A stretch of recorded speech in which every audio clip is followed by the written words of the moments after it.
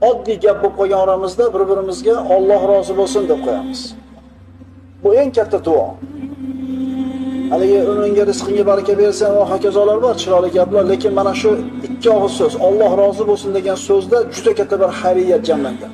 Chunki agar Alloh rozi bo'lsa, demak dunyo va oxiratda qanday yaxshilik bo'lsa, hammasi sizniki bo'lsin degan.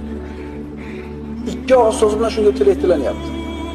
Alloh rozi bo'lsin deb aytilinadi. Agar Alloh rozi bo'lsa, Alloh g'azab qilmagan bo'ladi. Agar Alloh g'azab qiladigan bo'lsa, hamma yomonlik mana shu g'azabning ichida bo'ladi.